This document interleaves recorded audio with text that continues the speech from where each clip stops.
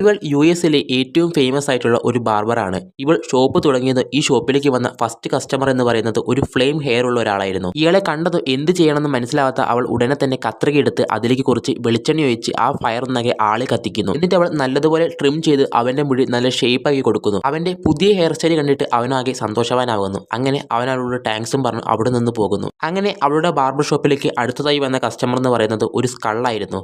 ആ സ്കള്ളിനെ കണ്ടത് അവളാകെ എന്ത് ചെയ്യണമെന്ന് മനസ്സിലാകുന്നുണ്ടായിരുന്നില്ല. പെട്ടെന്ന് തന്നെ അവൾ അവന്റെ തലയിലുള്ള പൊട്ടിയതൊക്കെ റിപ്പയർ ചെയ്ത് കൊടുക്കുന്നു. എന്നിട്ട് അവന്റെ തലയിൽ ഒരു പുതിയ ഡിസൈൻ വരച്ച് കുറച്ച് മന്ത്രങ്ങൾ ചൊല്ലി ഒരു പുതിയ ഫ്ലെയിം അവന് തന്നെ ക്രിയേറ്റ് ചെയ്ത് കൊടുക്കുന്നു. ഇത് കണ്ടത് അവനാകെ സന്തോഷവാനാകുന്നു.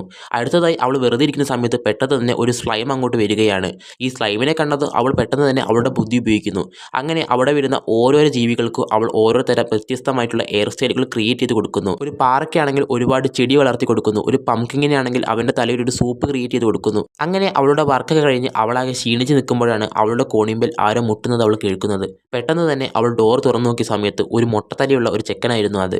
ഇത് കണ്ടത് അവൾക്ക് മനസ്സിലായി അവൾക്ക് റെസ്റ്റ് എടുക്കാൻ പറ്റില്ല എന്ന്. അതുകൊണ്ട് തന്നെ അവൾ ക്ലോസ്ഡ് എന്ന് എഴുതി വെച്ച് അവിടെ നിന്ന് പോയി കിടന്നുറങ്ങുകയാണ്.